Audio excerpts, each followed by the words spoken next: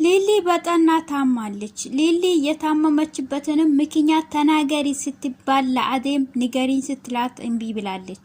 እንዲሁም ባቡሬ ተናገሪ፣ ያንቺ ነገር ያሳስበናል፣ ያስጨንቀናል ሲሏትም እኔ በውስጤ ይዤ እኔው በጨርሰው ይሻላል እንጂ ለእናንተ ነግሬ እናንተንም አላስጨንቅም እያለች ነው። እንግዲህ ምንም ማድረግ አይቻልም። አዴ ደግሞ በሷ የተነሳ ዴቭን እንዳታጣው ታስፈራለች። ዴቭንም እየረሳችው ነው ማለት ነው። ዳይመንድና ሮታ ተዋረዱ። ዳይመንድና ሮታ እንግዲህ ባቡሬ አፈን ኪንጎና ቅምጥል ተጣልቶ ነበር። እነሱን እናስተስታለን በማለትም ባለፈው ስለተቆጣችው እሷን እንዴት አድርገን እናስተስት በማለትም ይሄን ሀሳብ ዳይመንድ በማምጣት ኪንጎም እሺ ብሎ እሷ ውጭ ትውጣ እና እናንተ ደግሞ ቤቱን ፋፋ አርጉ በማለትም ተስማምቶ እዛ በገቡበት ባቡሬ ይደርስባቸዋል። በዛን ሰዓትም እነሱ መጡ ብሎ መኝታ ክፍል ሲገቡም አዋረዳቸው። ፍቅር የቤዛ ወንድም እየተከታተለ አስቸግራት። እንግዲህ የቤዛ ወንድም ካየሁሽ ጀምሬ እንግዲህ ወድጄሻለሁ እያላ ከኋላ እየሄደም ያስጨንቃታል።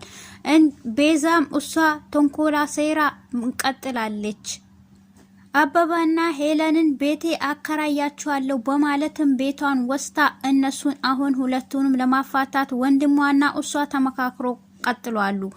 አሰላሙ አለይኩም ወራህመቱላሂ ወበረካቱ። ሰላም ጤና ይስጥልኝ። የተወደዳችሁ የተከበራችሁ የቻናሌ ቤተሰቦች ሰላም እዝነት ፍቅር አይለያችሁ እያልኩኝ ዛሬ ደግሞ ይዤላችሁ የመጣው ሰራተኛው አደይ ክፍል 161 ነው። ከባለፈው የቀጠለ ማለት ነው። አብረን እንፈተፍታለን። እስከዛው እናንተ ቪዲዮን በላይክና በሼር ጀምሩ። ለቤቴ አዲስ ከሆናችሁ ደግሞ ደውል ምልክቷን ማጥቆሩን እንዳረሱ እያልኩኝ ቤተሰቦቼ በቅንነት ማለት ነው አብረን እናያለን።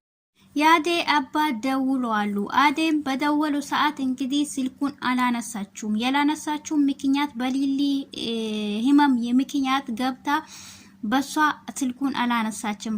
እናም አባቴ ደውሎ ነበር አላነሳሁም አለች። ለዴፍም ስነግረው አባትሽ ፍቃደኛ ናቸው፣ ስለዚህ አናግሪያቸው እና ተቀብሏለሁ በማለትም ያነግራታል። አባቴን አትመነው፣ ውስጡ የሆነ ነገር አስቦ እንጂ ይሄንን ሊቀበል አይችልም። ከዚህ በፊት ሊዲረኝ የነበረው ባለ ሀብታም በተባለ በታዋቂ ሰው ነበር። ነገር ግን ይሄንንም ያኛው ሰው እኔን ሲዲረኝ ዝም ብሎ አይተውም። በዛ ምክንያት የተነሳ ለኔ ሲል ለራሱ ሲል የሆነ ነገር ሊያረግ አስቦ እንጂ ምንም እሺ ሊል አያስብም።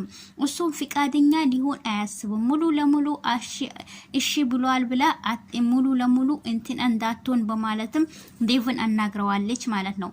እኔ እንዳያቸው የሷ አባት እሺ ብሏሉ፣ ደስተኛም ሆኗሉ፣ ሀብታም ነው፣ ቤተሰቡ ውጭ አሉ በማለትም ዳይመንድ ሁሉንም ነገር እንዴት አርጎም እንዳሰመጣቸው ባይታወቅም እሺ ብለዋሉ። ነገር ግን የላወቀችው የአዴ እናት ነች። ብርሃንንም ሁሉንም ነገር ብርሃን ትነግራሻለች ብሎ ስለሄደ ዴቭ ምን ነበር ያለሽ? ስለዚህ ንገሪኝ።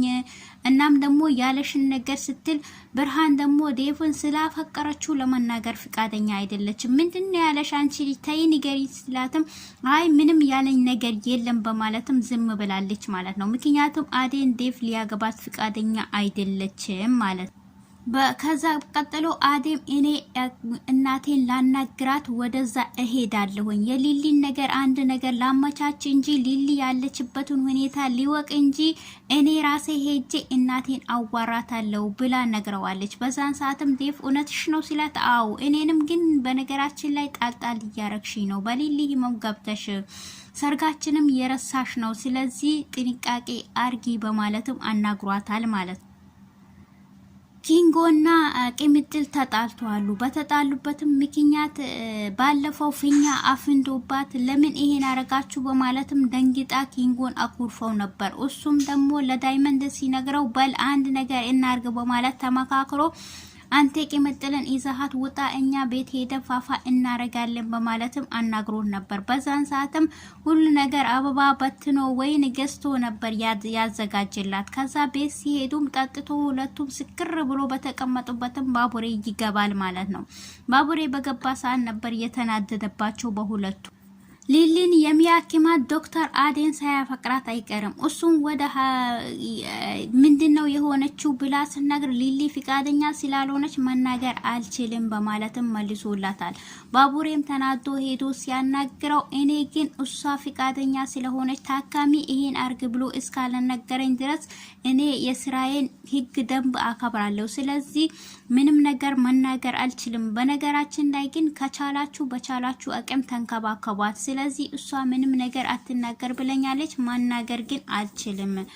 ለመንከባከብ ግን ቻሉ፣ ተንከባከቧት ብሎ ተናግሯል ማለት ነው። ቤዛ ተንኮልና ሴራዋን ቀጥላለች። ቤዛ አሁን ወንድሟን ጠርታ እኔ ደግሞ አበባን አጠምዳለሁ፣ አንተ ደግሞ ሄለንን ታጠምዳለ። ስለዚህ እንደዚህ ካላረግን ምንም ማድረግ አንችልም በማለትም ብድር ያለባቸው ሰው የደወለ የጨቀጨቃቸው ስለሆነም ባለፈው የ3 ወር ስጡኝ ብላ የ3 ወር ሳይሆን እስከ 6 ወርም እንሰጥሻለን በማለትም ብር ሰጥቷን ነበር።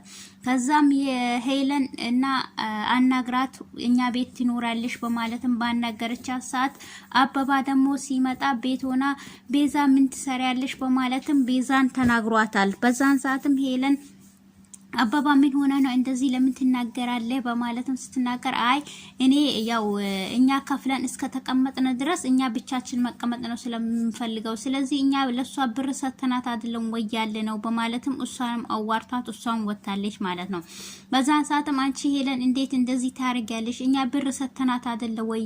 በዛ ብር ደግሞ ለምን ጎዳና ትሆናለች? በትንሹ እንኳን ትንሹ ቤት ተከራይታ መቀመጥ ትችላለች። ሆኖም